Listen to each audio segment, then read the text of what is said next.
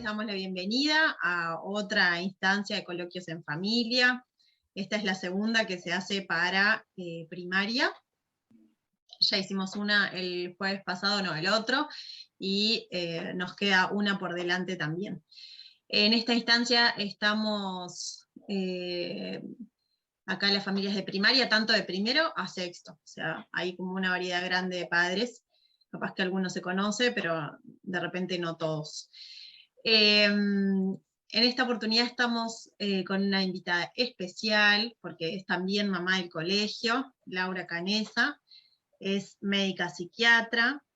La invitamos especialmente por eso, queremos un poco involucrar de a poquito a las familias del colegio y nos parecía una buena oportunidad para hacerlo así de esta manera, ya que hay varios profesionales y especialistas en diferentes áreas y nos gustaba como hacerlos parte de esto.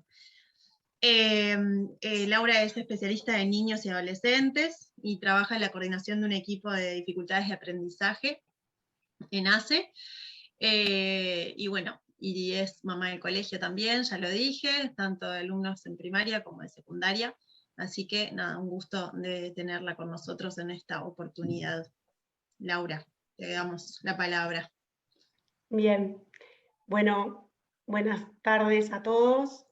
Veo algunas caras conocidas, sé que tengo hinchada, así que bueno, vamos por ahí.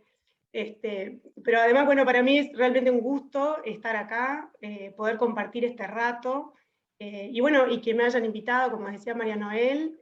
Para mí el colegio siempre ha sido mi segunda casa, no solo porque ahora soy madre de niños que van al colegio y adolescentes que van al colegio, sino también porque soy exalumna, exfuncionaria, y actualmente integro uno de los equipos de los equipos deportivos del Club Seminario. Tengo varias compañeras acá, que es un espacio también como muy enriquecedor y que valoro un montón. Pero bueno, hoy en realidad me invitaron, como decía María Noel, para poder compartir, ¿no? La idea del coloquio es poder, bueno, tener como una presentación, pero también poder intercambiar, y por eso yo los invito de verdad, y ya que no somos tantas personas, como a que puedan intervenir, a que puedan opinar, a que puedan preguntar cuando ustedes lo consideren, ¿sí? Yo voy a compartir la presentación que hice para hoy.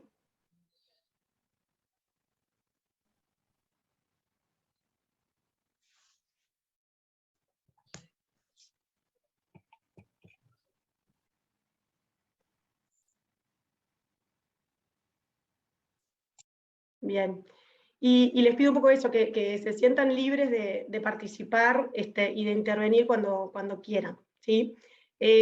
Cuando me convocaron, justamente tenía que ver con esto, con el poder dialogar sobre la salud mental y la pandemia, y cuáles han sido o vienen siendo las huellas emocionales en los niños en la etapa primaria, ¿sí? Para quienes nos dedicamos a la salud mental, pero en general, es un tema que la salud mental forma parte, es un componente más de la salud integral de todo ser humano, y por eso es, digamos, de alguna manera, es importante que pueda estar como en la agenda, ¿no? O dentro de los tópicos que nos preocupen. Nos preocupan no solo a los profesionales de la salud mental, sino como a la sociedad en general, ¿sí? La Organización Mundial de la Salud plantea que la salud mental es un estado de bienestar en el cual el individuo se da cuenta de sus propias aptitudes, puede afrontar las presiones normales de la vida, puede trabajar productivamente y fructíferamente y hacer una contribución a su comunidad. Y bueno, y cuando llegó la pandemia, de alguna manera, ¿no? La instalación brusca de la pandemia generó como mucho movimiento, y realmente fue como un gran desafío para todos, y todo lo que tiene que ver con la salud en general, y para la salud mental en particular, y sobre todo en estos momentos en los que estamos transitando la pandemia. Esperen que, a ver, ahí sí lo puedo pasar acá. Bien. La llegada de la pandemia de alguna manera es un gran estresor, ¿sí? Genera o generó o va generando una multiplicidad de cambios nos llevó a todos, digamos, a esta situación o a la situación de encierro que hoy en día vivimos de una forma distinta, porque ya estamos justamente pudiendo realizar un montón de otras actividades o volviendo a realizar actividades que nos habían sido de alguna manera vedadas o no podían tener lugar. Pero también el espacio hubo un momento que generó muchísima incertidumbre, ¿sí? Al día de hoy sigue habiendo cierta incertidumbre, y en algunos niños que necesitaban, por ejemplo, de ciertos espacios de tratamientos, ¿no?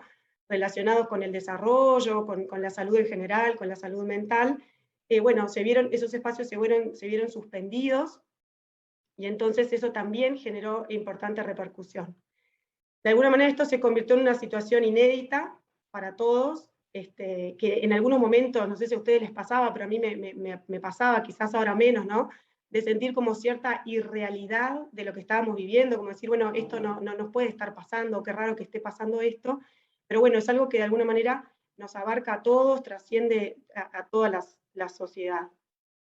Y acá yo les traía algunos de los registros que fui haciendo de los niños que nosotros vamos viendo en el equipo donde trabajo, y que de alguna manera también, mientras yo preparaba, me hacía pensar que la importancia, ¿no? de escuchar las verbalizaciones de las vivencias de los niños, que tienen que ver con, bueno, con cómo van viviendo, cómo han ido viviendo ellos la pandemia, y la posibilidad bueno, de ir pensando cómo se van gestando o cuáles son las huellas que se van generando en esta situación. Estoy mal, extraño a mi escuela y mis amigos, me salvé de las clases, hoy no toca deberes, no me puedo dormir porque pienso cuándo me voy a morir. Te cuento un secreto, mis papás se van a separar cuando esto se acabe. Yo no quiero que se vaya el coronavirus. Quiero que se termine el coronavirus, pero que se termine oficialmente. Yo tomé como esta selección en realidad de algunas frases, y bueno, y me gustaría como invitarlos a que algunos de ustedes, si se sienten como si se animan, puedan como, bueno, compartir si algo de esto les resuena, o si en su casa lo vivieron por ahí, en esto que tiene que ver como con los temores, o con el extrañar a los amigos, con las dificultades en relación a lo que se iba viviendo dentro de las casas. Quizás no personalizarlo, pero sí, bueno, dentro de esas verbalizaciones, si alguien se anima, como a decir, bueno, si algo de esto les resuena.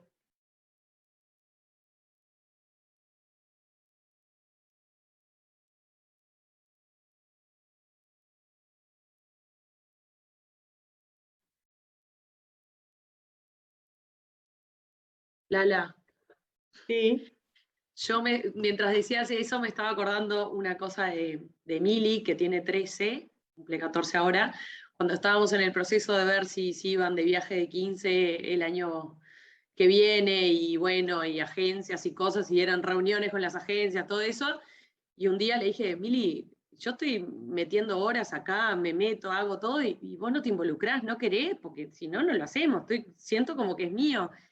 Y me mató, hasta ahora me acuerdo, me dijo, mamá, lo que pasa es que no me quiero volver a ilusionar con algo que no sé si se va a hacer. Perdí tantas cosas que no me quiero ilusionar con algo que no sé si no me lo van a sacar también. Sí, claro, con esto de como la incertidumbre, tal cual, sí. Como, ¿no? Como ahí esperar un poquitito por las dudas, por esto que decíamos, ¿no? Bueno, de la incertidumbre, y como esta situación que en realidad no sabíamos mucho como para dónde disparar, ¿no? Buenísimo, Sí. gracias, Majo. En casa, en casa se dio sí, más de uno. El no me puedo dormir porque pienso cuándo me voy a morir. Así, tal cual lo pusiste. Sí, estas son frases, no son frases inventadas, son No, pero en el sentido de que digo, sí, en más de uno de los chiquilines se dio eso. Sí. El sueño fue algo de las cosas que más se vieron afectadas durante la pandemia. En casa también el miedo a la muerte surgió bastante, más en los más chicos, y a que se mueran familiares, abuelos y eso. Y también hubo eso mucho como en el más chiquitito, de extrañar lo presencial, como costó mucho el Zoom, digo, como generaba ansiedad y no sé. Bien. Lala, ¿escuchás? Escucho, hola. Yo trabajo con niños de 3, no en mis hijos, pero con niños chiquitos de inicial, y a mí me pasó en el jardín, que los papás tenían dudas de volver por todo el temor, y la niña le dijo, extraño a mis amigos, y eso fue fundamental para que decidieran que volviera, Que cuando había que no era volver. obligatorio, claro. Y después, compartiendo la merienda y comiendo merienda, la niña dijo, qué lindo es volver a estar con mis amigos. 3 años. Sí, sí, tal cual, esto trasciende las edades. Bien, seguimos un poco, si les parece.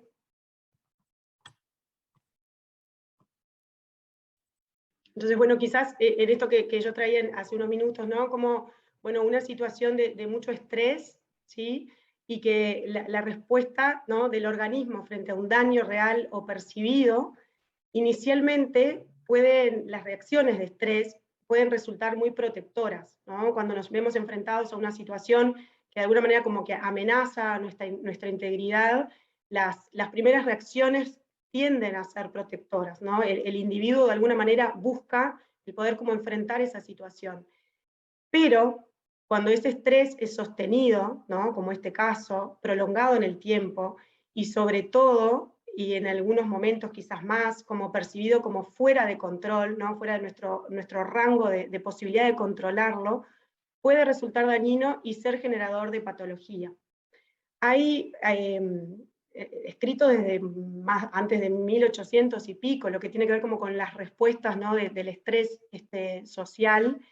Pero bueno, el estrés pandémico social uno lo puede ver en cuáles son como las distintas respuestas que puede tener una multitud frente a una situación estresante, y por otro lado, tratar de ver cuáles son las respuestas de cada individuo, ¿no?, singular digamos, a la situación de estrés. Y ahí hay algunos conceptos que no es cuestión como de profundizar, pero sí de tener, bueno, el contagio conductual, que tiene que ver con, bueno, cómo los individuos se contagian rápidamente, o sea, de comportamientos, cuando una multitud hace algo frente a una situación que puede ser vivido como un estrés, como que salimos todos corriendo a buscar alcohol en gel, a mí me costó encontrar, salieron corriendo todos a buscar papel higiénico, como si nunca más íbamos a ir al súper.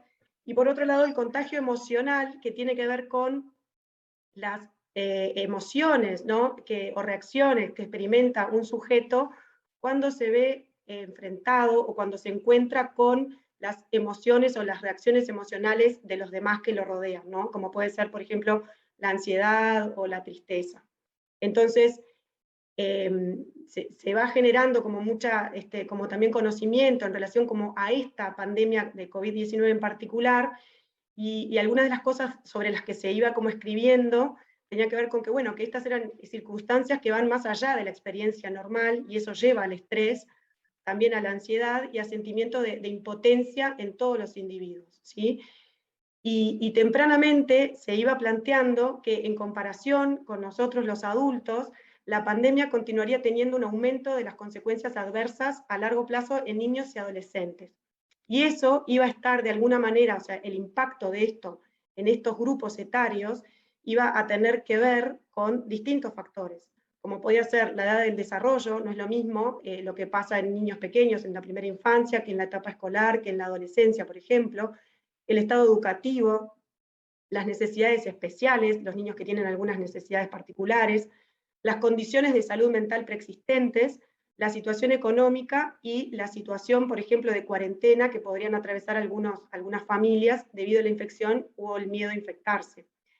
Y varios autores fueron planteando a lo largo del año pasado que la morbilidad psiquiátrica, o sea, las alteraciones en la salud mental o la patología mental, iba a tener su pico luego de las consecuencias en la salud física, y de alguna manera es lo que estamos viviendo hoy en día. Algunas de las emociones o reacciones posibles en respuesta al estresor, bueno, el miedo, ¿no?, esto un poco lo que mencionaban, ¿no?, lo que decía Rosina, por ejemplo, el temor al contagio, el temor a la muerte, ¿no? Se hacía muy palpable.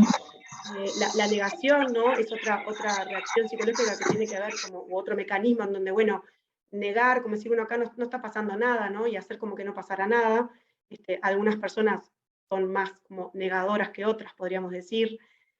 La estigmatización, y eso es también una de las posibles respuestas frente a situaciones que generan estrés. En este caso fue una de las situaciones que generó grandes montos de estigmatización, ¿no? Quienes tenían la enfermedad o transitaban la enfermedad, de alguna manera podían quedar como estigmatizados por todo lo que generaba también la posibilidad de contagiar a otros, de todas las repercusiones y las consecuencias. La ansiedad, ¿no? Como emoción quizás como principal, todo lo que tiene que ver con los temores, con esa expectación aprensiva del temor a que, bueno, algo malo puede suceder o algo malo seguramente pase. Los elementos más de tipo depresivos, ¿no? O el humor más de tipo depresivo, y aparece mucho, y sobre todo en niños, ¿no? Todo lo que son las quejas somáticas, o sea, los dolores de barriga, los dolores de cabeza, el malestar, las náuseas, que de alguna manera muchas veces expresan también como esa situación. Y ahí yo pensaba también como que cómo los diferentes equipos, ¿no? Tuvimos que adaptarnos o como rearmarnos para poder estar disponibles, para poder brindar respuestas, para poder generar nuevas estrategias y para poder sostener en situación de crisis. Yo ahí le ponía, por un lado pensaba, ¿no? Tanto los equipos, a mí mi trabajo me gusta, mi profesión me encanta, pero uno de los trabajos que más disfruto es que yo les digo del equipo de disfrutas de aprendizaje, porque de alguna manera trabajamos como en la interfase salud-educación y estamos como muy vinculados con todo lo que es la educación. Y bueno, tanto todos los equipos de la educación tuvieron que reorganizarse, rearmarse, de alguna manera también como reinventarse, y los equipos de salud, yo acá esta foto es de la azotea de mi casa, cuando nos dieron los tapabocas, nosotros somos 14 en el equipo, y bueno, ya me lavé los tapabocas a mano, porque dije, bueno, esto tiene que estar como limpito, tenemos que estar todos como esterilizados, y bueno, y arrancar a pensar cómo íbamos a seguir sosteniendo el vínculo con los chiquilines, generando estrategias de intervención, y sobre todo, y de las cosas que más de alguna manera nos fueron después transmitiendo las familias, fue como, bueno, estar ahí, ¿no? Que si nos necesitaban, teníamos que estar ahí. Entonces, bueno, los equipos tenían que buscar la forma de ayudar, ¿no? Como a compensar el estrés, por un lado, y por otro lado, a facilitar la resiliencia, ¿no? Como esa habilidad de la que tanto se habla hoy en día, que tiene que ver con el poder sobreponerse a una situación hostil, ¿no? O amenazante, y de alguna manera, además de sobreponerse, poder generar cosas nuevas, ¿sí?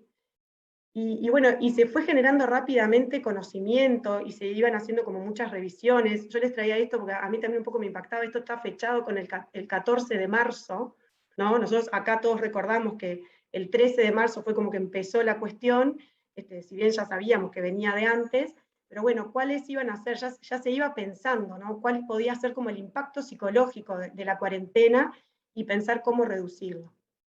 Y junto a eso, en esto que hablamos, bueno, de los cambios, de la multitarea a la que todos nos vimos enfrentados como padres, trabajadores, docentes, ¿no? En cada uno de nuestros, dedicarnos a trabajar dentro de nuestras casas, bueno, y la multitarea, los cambios de rutinas, la convivencia, ¿no? En situación de estrés, que no era nada sencilla. Una de las cosas bueno, que fuimos viendo y que también nos pasaba a nosotros, por ejemplo, en el equipo, en facultad, era esto de tener que estar como a la vez en muchos frentes, y eso generaba mucho estrés, y todo lo que tenía que ver, por ejemplo, con el acompañar a nuestros hijos en los aprendizajes, ¿no? Y en esto de, como decían hoy recién, que compartían, bueno, cómo costó, por ejemplo, todo el tema de la escolaridad a través o en el formato virtual. Entonces, bueno, nosotros hicimos este videíto que yo lo compartí, capaz que algunos ya lo vieron, pero bueno, me gustaba como volver a compartirlo porque tenía que ver un poco con eso, con pensar cómo acompañar a las familias, principalmente, en este desafío, digamos, de volver, o de volver más que volver, de poder hacer como esa multitarea.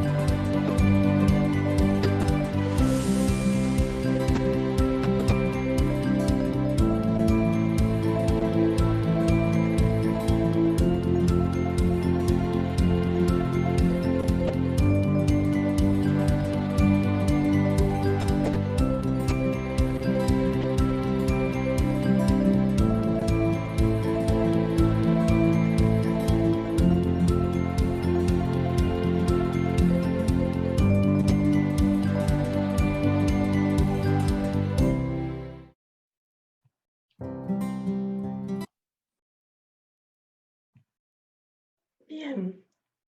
Un poco me hizo acordar que una vez, un día antes de hacer este videito, yo le dije a mi hija Paz, la que está en segundo, dale Paz, vamos a jugar, que yo soy la maestra y tú eres la alumna y te ayudo con los deberes. Y me dijo, mamá, tú no sos la maestra, tú sos mi mamá. Y eso un poco como que me abrió los ojos, en realidad, decir, bueno, cada uno desde su lugar, cómo podía ir como acompañando en este tiempo, ¿no? Si pensamos, bueno, cuáles son como los impactos en los niños, ¿no? Tenemos que pensarlo de acuerdo a las edades, esto que decíamos, ¿no? Cuál es como la franja etaria en la que están viviendo. En los niños más pequeños, quizás en esto como transmitía Paula, ¿no? Entre los 3 y los 6 años, lo que más se vio, se ven en relación a las consecuencias, digamos, de la pandemia, tiene que ver con los síntomas de aferramiento y el temor a que sus familiares se infecten, ¿no? Y en niños más grandes aparece también como muchas dudas y muchas preguntas en relación al virus. Yo me acuerdo, por ejemplo, Paz preguntaba mucho sobre eso, ¿no? Y la distractibilidad también podía aparecer, como esta dificultad en concentrarse, en enfocarse más en lo que de alguna manera se le está solicitando. En todas las edades, o sobre todo en los escolares, o sea, en los escolares más tempranos, aparecieron mucho las alteraciones del sueño, ¿no? Esto que comentaban también, muchas veces con pesadillas, o las dificultades en la alimentación, con disminución del apetito, o por el otro lado con aumento del apetito, en algunos casos más agitación, y generalmente como sentimientos de incertidumbre, de temor, y también de soledad. Y en todas las edades, ¿sí? se pudo de alguna manera como objetivar, ¿no? O se planteaba la posibilidad de la presencia como de una irritabilidad creciente, ¿no? Como de una mayor facilidad para enojarse, la distractibilidad, ¿no? La dificultad en concentrarse o en focalizar la atención, y este mayor aferramiento a las figuras de referencia, a las figuras afectivas más importantes. En los escolares, una cosa bueno, que para mí es como impactante cuando uno lee también, es que bueno, el cierre de las escuelas afectó al 91% de la población estudiantil alrededor del mundo, ¿no? Y que bueno, que ese confinamiento asociado, ¿no? Como con la incertidumbre y la ansiedad que se le puede atribuir a la interrupción en la educación, también de alguna manera iba de la mano con todo lo que era la imposibilidad de la realización de actividad física, y sobre todo de las oportunidades de socialización, ¿sí? Y la ausencia de los, digamos, como de los escenarios estructurados, ¿no? Como es el ambiente del aula, ¿no? O el espacio de la clase, la educación formal, durante un periodo prolongado, produce o puede producir alteración en las rutinas, ¿no? El aburrimiento y la falta de ideas, de alguna manera, como creativas, para poder involucrarse no solo en las actividades académicas, sino también en aquellas que pueden ser, por ejemplo, extracurriculares. Algunos niños, por ejemplo, mostraron o muestran bajos niveles afectivos, ¿no? Y por ejemplo, el no tener permitido el salir a jugar, ¿no? El no poder ir a una plaza, o no poder reunirse con amigos, o no poder participar de actividades, digamos, en el encuentro con el otro, que son como sumamente necesarias, y para los niños en etapa escolar, sin lugar a dudas, mucho. Entonces también estos niños se volvían como más apegados, buscando atención y mostrando una mayor dependencia de sus padres. Y lo que se planteaban, varios autores planteaban que algunos de estos niños podrían presentar luego, ¿no? A la hora de retornar a las actividades presenciales, ¿no? Cierta dificultad para volver a encontrarse con el espacio del aula o con los distintos espacios en donde los niños transitan, que pueden ser de las actividades de la educación formal o también informal. Y la restricción del movimiento, de alguna manera, se plantea que podría tener un efecto negativo a largo plazo en el bienestar psicológico de los niños.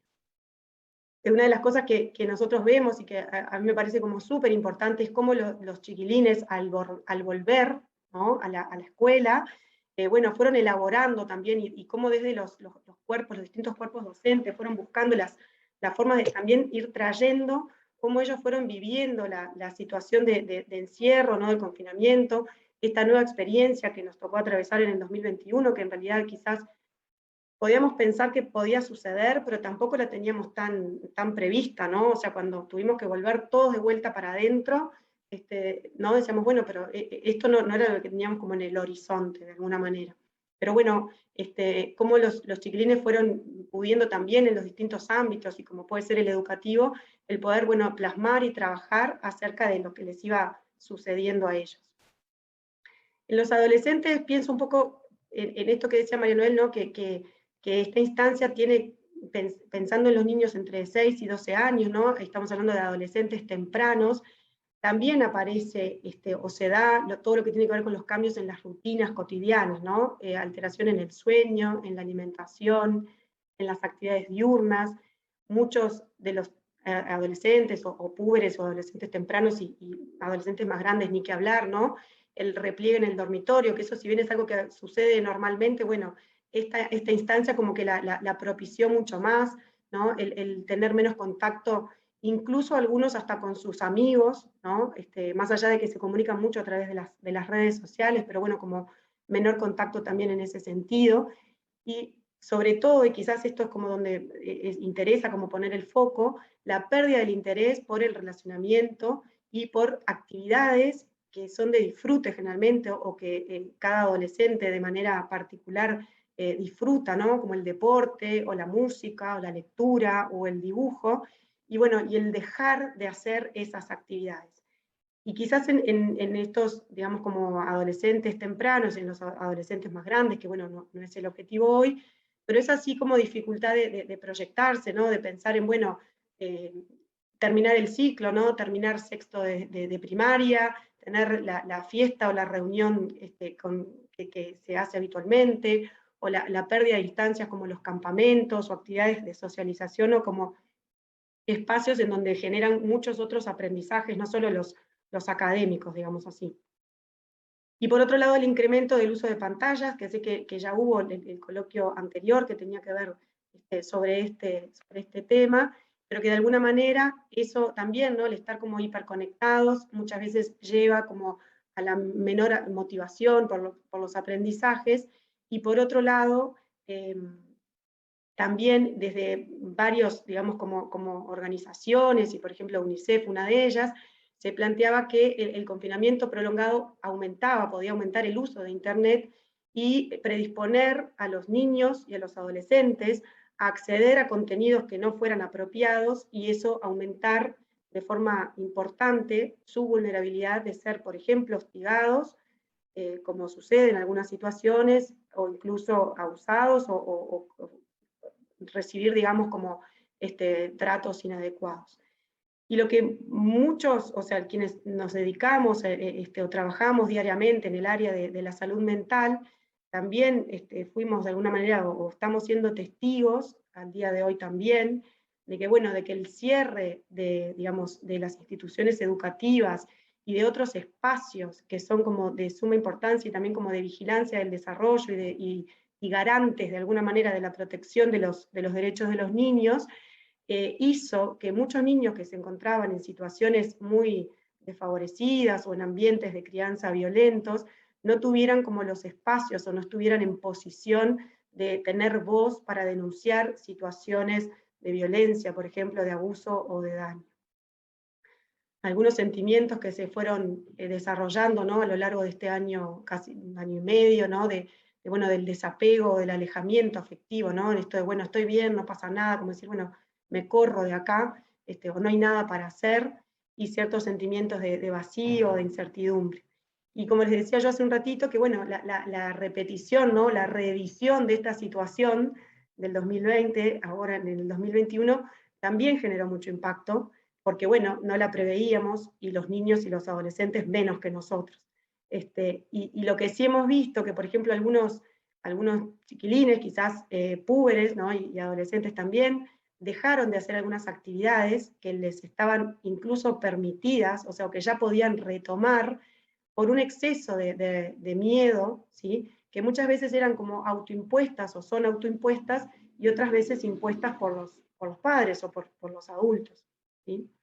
Hay una población particular que tiene que ver con, bueno, aquellos niños que tienen ciertas necesidades especiales, que pueden tener, por ejemplo, algún trastorno del neurodesarrollo, o que tienen dificultades emocionales o conductuales, y que, bueno, esos niños encontraron mayores dificultades durante la pandemia y el cierre, digamos, y el confinamiento.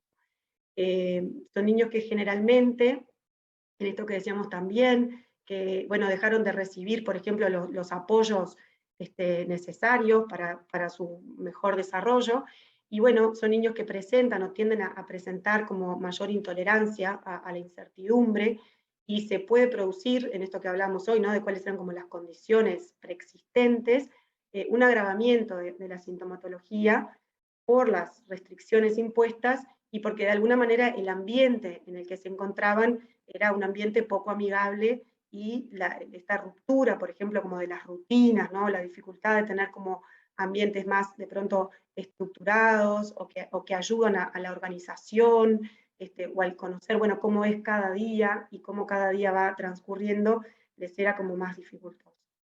Entonces, bueno, se hicieron algunas actividades, se prepararon materiales que se fueron también como distribuyendo. Y por otro lado, otro, digamos, como también aspecto como sumamente importante, y que vemos dentro de lo que son como las huellas de la pandemia, de esta pandemia, tiene que ver con el impacto tan grande que ha tenido en los medios más desfavorecidos, o en aquellos niños que se encuentran en condiciones más desfavorecidas, en donde en realidad, por ejemplo, el acceso a la educación virtual fue más dificultoso, e inclusive en algunas situaciones digamos, como que se cortó el vínculo educativo por las dificultades familiares, o las dificultades en la conectividad, y donde los niños más vulnerables sufren más, digamos, situaciones, por ejemplo, de depresión y de ansiedad. Y por otro lado, como otro aspecto también como a tener en cuenta, ¿no?, en esta situación como tan inédita que nos tocó vivir, es aquella producida cuando los niños y sus familias se ven de alguna manera afectados directamente por la enfermedad, ¿no?, o por la necesidad de realizar el aislamiento, o separarse dentro del mismo hogar, en donde, bueno, los niños en aislamiento pueden tener un riesgo aumentado de patología mental debido a la tristeza, ¿no?, a las emociones que les causa la separación, los sentimientos de tristeza, de ansiedad, o el temor a morir, o el temor a la muerte de un familiar, o el temor a estar solos en un hospital. Eso lleva de por sí riesgos para un adecuado desarrollo psicológico. Y muchas veces esos sentimientos por distintas causas, hasta incluso por ejemplo, proteger a los propios padres, ¿no? Pueden ser como reprimidos emocionalmente y después se pueden manifestar como síntomas afectivos o conductas actuadas más adelante. Esta foto que yo les traía, capaz que algunos la conocen, es una foto de mi casa. En realidad yo estaba transitando la enfermedad, y mis hijos tenían como marcado cuándo era el día del abrazo. Es como muy fuerte, ¿no? Quizás fueron como de las experiencias personales más fuertes, de decir, bueno, falta que llegue el 17 de diciembre, ¿no? Y tachando los días así, para que se pudiera volver a producir el abrazo. Como muy fuerte, la verdad. Entonces, los problemas de salud mental, en realidad, en la infancia y en la adolescencia, no surgen con la pandemia. Pero sí tenemos que tener en claro que la pandemia los incrementó y los agravó en varios casos. Existen ya algunos estudios, hay metaanálisis en donde se van registrando, ¿no? Y se van realizando investigaciones que van mostrando que hay un aumento, ¿no? En la prevalencia de los síntomas, por ejemplo, y sobre todo de ansiedad y de depresión en niños y en jóvenes, y sobre todo lo que se va encontrando que las tasas de prevalencia han sido más altas cuando los datos se recopilan, bueno, más tardíamente en la pandemia, y sobre todo en adolescentes mayores, pero también en las niñas. Y por tanto, en realidad, lo que de alguna manera se fue como esperando, es como, bueno, una afluencia mayor, ¿no? Para la atención en salud mental, y el poder tener recursos justamente para poder abordar la problemática de salud mental en los niños y adolescentes. Entonces, si nosotros pensamos, bueno, cuáles eran, o de alguna manera, los escenarios, ¿no? En el antes, durante y después de la pandemia, si miramos, bueno, el escenario a marzo 2020, bueno, los problemas de salud mental en la infancia, ¿sí? Aparecen, bueno, hay problemas en el neurodesarrollo, algunos problemas afectivos o emocionales, aspectos relacionados con la violencia, es un tema importante en nuestra sociedad, de alta prevalencia. Por otro lado, muchas veces se ven como dificultades o desajustes entre la demanda, ¿no? Las necesidades y las posibilidades de atención. Y también era un momento, ¿no? Que eso lo hablábamos mucho con colegas y con otros profesionales, en donde, bueno, nos tomó el inicio de clases, ¿no? Ese 13 de marzo, y esta vez hoy yo hablaba con una mamá, también de un escolar que atendemos allá en el cerro, y me decía, bueno, y este año pasó parecido, empezaron un ratito y después se volvieron para atrás. Entonces, bueno, ese era un poco como el escenario, ¿no? Previo al confinamiento de alguna manera. Después aparece todo lo que son los cambios en las rutinas, ¿sí? El cierre de los centros educativos y el permanecer en nuestros domicilios, los cambios en aspectos tan importantes como el sueño, la incertidumbre grande en relación a las condiciones de salud y a las condiciones económicas que atravesaron a muchas familias a lo largo de toda la sociedad, la mayor exposición a pantallas, los cambios en las propuestas de aprendizaje que para algunos niños y adolescentes resultaron de pronto más amigables o más sencillas o con mayor facilidad para adaptarse, y para otros fue mucho más difícil, las mayores dificultades en regular las emociones y las conductas, y esto que decía yo hoy de ciertas dificultades en el poder acceder a los apoyos necesarios, y todo eso que se produce de una forma brusca, ¿no? Prolongada en el tiempo, donde había una fecha de retorno incierta y con una exposición desmedida, digamos, a la información en distintos medios de comunicación. Y bueno, ¿y cuáles serían como los desafíos, ¿no? al retorno, digamos, a las actividades? Bueno, por un lado sabemos que hay un cierto aumento de las problemáticas, sobre todo de aquellos, digamos, problemas que nosotros llamamos más como internalizados, ¿sí? No tanto quizás lo conductual y lo explosivo, sino más bien aquello de esas vivencias más como de ansiedad, de temores, o de sentimientos como de tristeza, de aburrimiento, y eso sobre todo también como las dificultades o la brecha que se hace cada vez más grande en aquellos niños que tienen mayores oportunidades o mejores oportunidades de aquellos que no las tienen, o las familias que no las tienen. Entonces, bueno, desde distintos lugares y desde distintos escenarios se va planteando como la importancia de planificar distintas estrategias para mejorar y garantizar el acceso a los servicios de salud mental en los niños y adolescentes.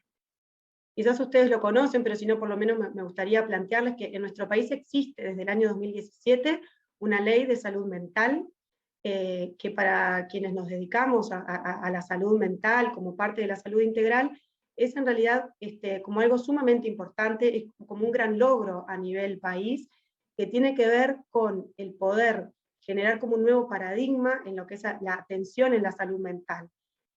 Porque está mucho más centrado en lo que es la promoción, o sea, la prevención y la promoción y la rehabilitación temprana y de forma comunitaria, o sea, y que atraviese a todas las edades, y que de alguna manera toda la sociedad nos veamos involucrados en el cuidado de la salud mental de nuestros niños y adolescentes.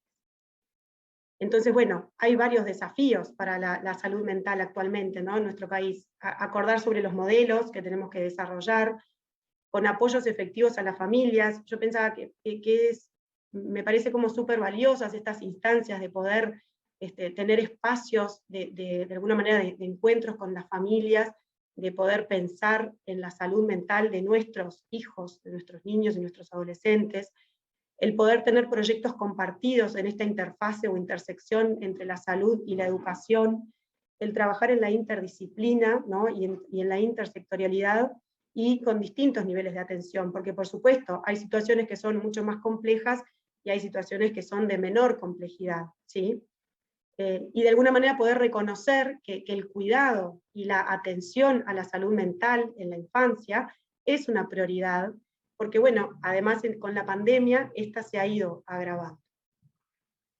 Si pensamos, bueno, ¿qué podemos hacer desde nuestro lugar de padres, ¿no? ¿Cómo podemos de alguna manera también, seguro que son cosas que vamos haciendo, pero yo pensaba, bueno, en dónde tenemos o dónde podemos ir haciendo foco, ¿no? En aquello que podemos entender como la crianza nutritiva, cómo podemos desde nuestro rol y desde nuestro lugar ayudar a nuestros hijos a desarrollarse y crecer sanamente. Bueno, aspectos que tienen que ver, decíamos hoy, ¿no? Como con las rutinas, ¿no? Con todo lo que son, nosotros cuando en el área, digamos, en nuestro trabajo hablamos de las conductas basales, ¿no? ¿Qué es lo que un niño en etapa, un niño pequeño, por supuesto, y un niño en etapa escolar, es así como importante? Nosotros estamos siempre como muy atentos, o tenemos que estar atentos, ¿no? Aspectos relacionados, por ejemplo, con el sueño, con la calidad del sueño, con las horas del sueño, con las posibilidades de poder tener un sueño que sea reparador, la alimentación, ¿no? Y los hábitos alimentarios, el juego, ¿no? El desarrollar, de alguna manera, estimular a que los niños jueguen es sumamente importante. El implicarse en el juego también. El generar rutinas. Esto nos pasaba a nosotros, por ejemplo, que cuando hacíamos talleres por el año pasado, sobre todo, hacíamos talleres por Zoom o por videollamada, cuando el WhatsApp aumentó la posibilidad de hacer videollamadas. Entonces, bueno, hacíamos talleres y de mañana no podíamos hacer nada, porque estaba todo el mundo durmiendo, ¿no? Nos decían, no, de mañana ni nos llamen. Entonces, bueno, ¿cómo volver después? Volver a eso, ¿no? Volver a levantarse a las 7, costó un Perú, porque en realidad había como que volver a rutinas que se habían perdido, ¿no?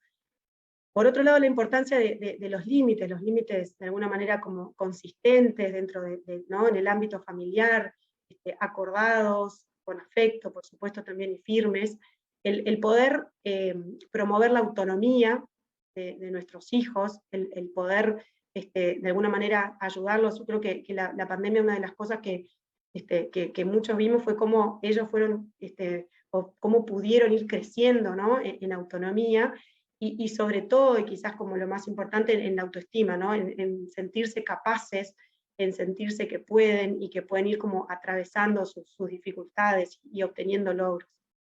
Quizás también como en este sentido, o en esta noción como de crianza nutritiva, el qué evitar, ¿no? Porque también con todo esto del miedo, digamos, de las posibilidades, ¿no? de las repercusiones, muchas veces también como de la posibilidad como de la enfermedad o de la muerte rondando, podemos tener como la tendencia a la sobreprotección, y eso nunca es como una buena aliada.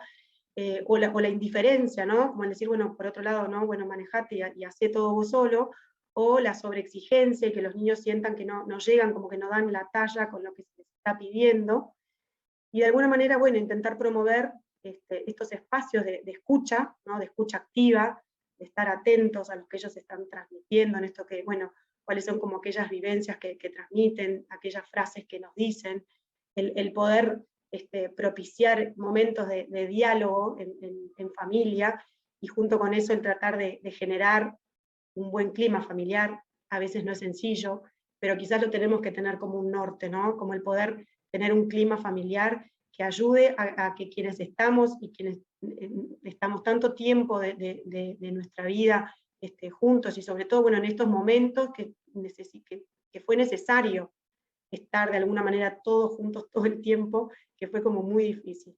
Y por otro lado, el poder fomentar siempre la creatividad, ¿no? El favorecer la creatividad de mil maneras, el buscar distintas estrategias, el generar situaciones diversas o momentos distintos. Una de las cosas que yo le agradecí a la pandemia fue que mis hijos, y ahí yo no tuve nada que ver, la abuela los llamaba todas las noches por videollamada a contarles un cuento. Y eso se generó, eso fue un hábito, y en realidad si ella no llamaba, la llamaban ellos, porque en realidad el cuento, en mi casa con los dos más chicos todas las noches se lee un cuento, la grande ya nos abandonó hace muchos años, ya no nos acompaña en la leída, pero bueno, para ellos era una rutina, como un hábito, digamos así, se transformó en un hábito, digamos, como indispensable de alguna manera. Y bueno, que también tenía que ver con esto de poder como compartir actividades. Entonces, bueno, ¿qué aprendimos nosotros de la pandemia? ¿Qué aprendieron nuestros hijos? Capaz que es, si bien ahora estamos como en un momento diferente, ¿no? Algunos plantean que hasta el 2024 esto nos va a estar acompañando. Hoy a nosotros nos llegó que por ejemplo, para los profesionales de la salud ya se habilitó la próxima dosis de la vacuna. O sea, cuando uno dice, hoy allá en el cerro me decían mis compañeras, pero si ya estamos vacunadas. Digo, no, pero es que va a haber que seguir vacunándose. O sea, esto no se terminó acá. Entonces, bueno, todos viendo a ver cuándo que había que volver a vacunarse y darse la tercera de Pfizer y qué sé yo. En realidad, bueno, quizás una de las preguntas que nos tenemos que hacer, bueno, ¿qué aprendimos con la pandemia? Y sobre todo, ¿qué aprendieron nuestros hijos? ¿No? Era un poco como las preguntas que yo quería dejarles como planteadas. Yo pensaba, bueno, ¿qué nos enseñó esta pandemia? Y bueno, en gran parte a conocernos, como a descubrir aspectos nuestros que quizás no teníamos tan claros que teníamos. Por otro lado, acompañarnos.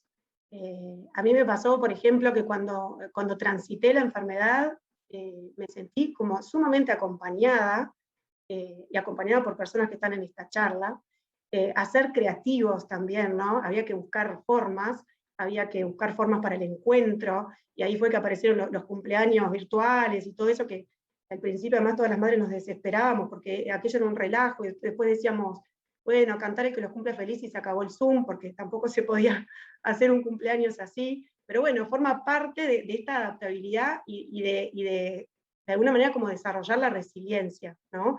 Y sobre todo también de ser agradecidos, de alguna manera, de todos estos como cuidados, ¿no? que fuimos recibiendo, del haber sido acompañados, del poder pensar, bueno, cómo se pudieron ir generando o tendiendo distintas redes.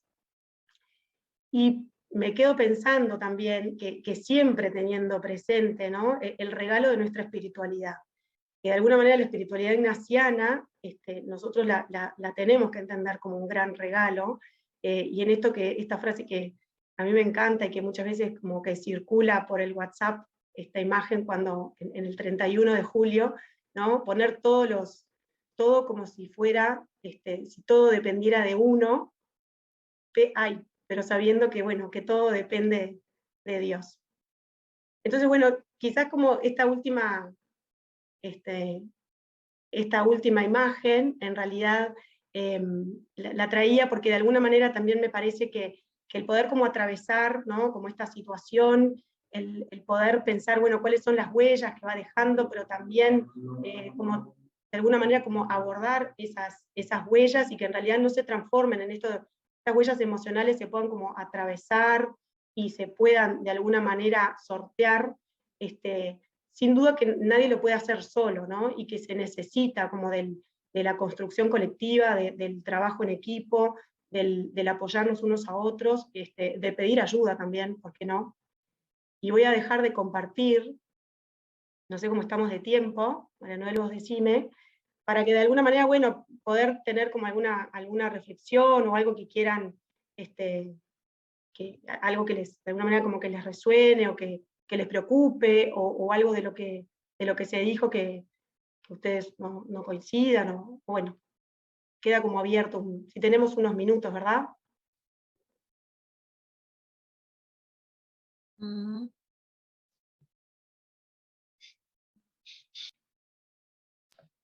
Ahora sí, tenemos 2 minutos. No, mentira. Igual nos tomamos 5 minutos como para respetar los tiempos de todos, pero sí, si alguno se anima a hacer alguna pregunta o alguna reflexión sobre lo conversado, me parece que está buena esta instancia. Anímense, más allá de que el tiempo nos apremia.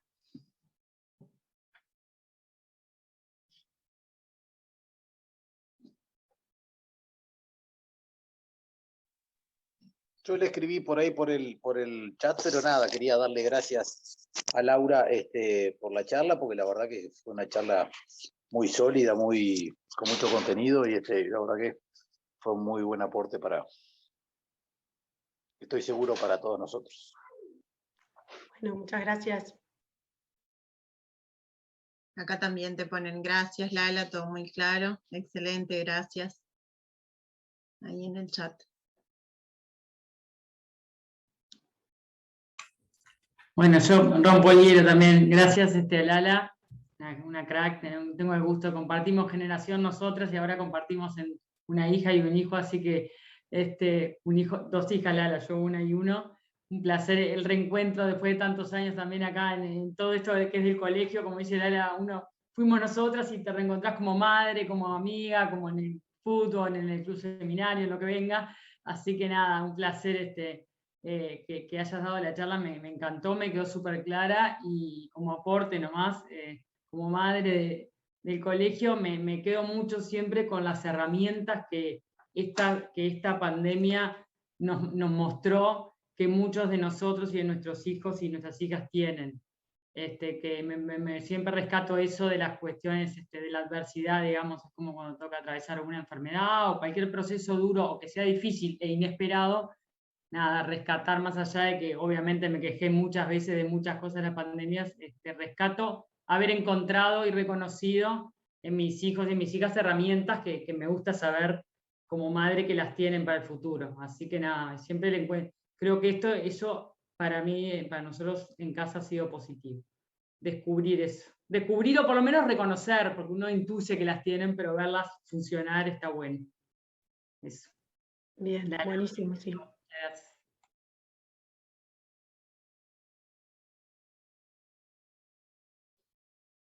Bien. Ahí ¿Lo hiciste tú, Lala?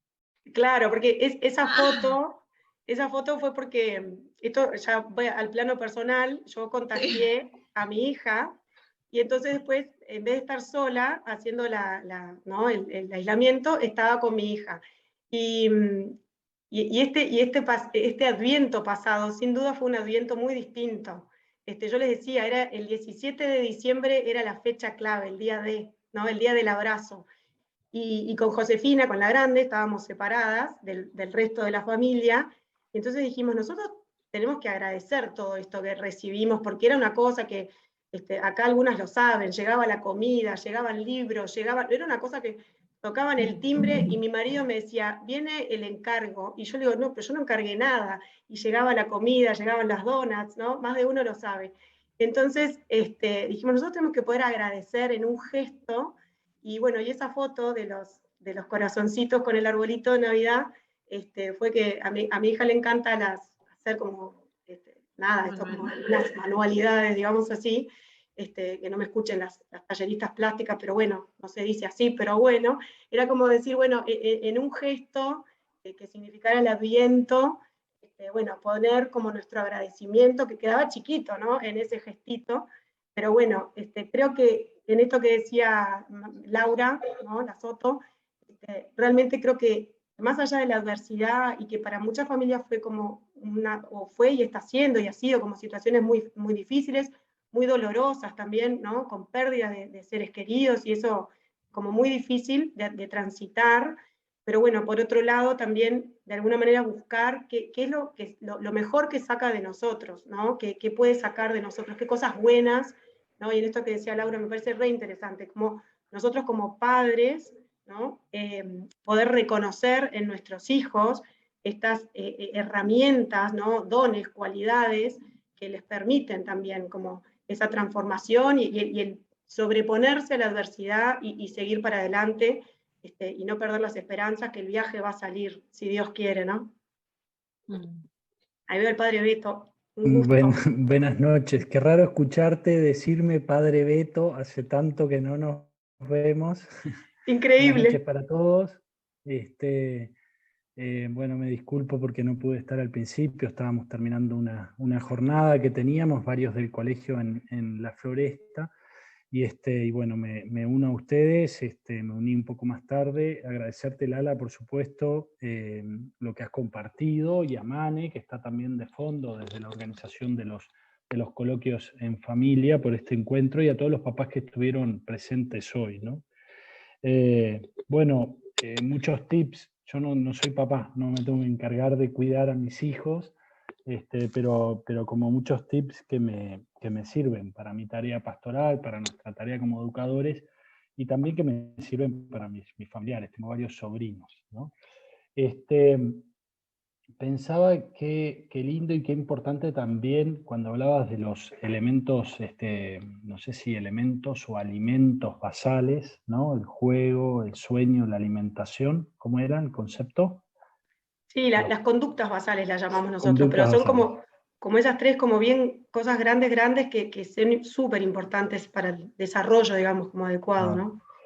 Y pensaba como que aparecía también atravesado en la charla el tema del cariño, ¿no? Que aparecía, bueno, en muchos momentos de lo que decías, como un elemento bien importante, ¿no? Que uno sumaría como parte de esas conductas basales que cree que son importantes para el cuidado de nuestros chicos, ¿no? Entonces, bueno, nada, eso me venía como una cosita bien interesante. Agradecerte lo que fuiste compartiendo, y agradecerle también a todos los papás y a Mane la presencia y este encuentro, bueno, y esperar que esto compartido hoy nos ayude también para seguir caminando, ¿no? Quiero como abrirles la puerta en esto que decía al principio, de que bueno, ahora Lala es parte invitada conferencista. Queríamos también abrir la puerta a ustedes, padres y madres del colegio, a que si alguno, no sé, le parece interesante hablar de algún tema que concierna a los demás, me parece que se puede comunicar, y bueno, y gestionamos, ya sea para este año o para el año que viene, como pensarlo un poco más, ¿tá? Bueno, muchas gracias a todos.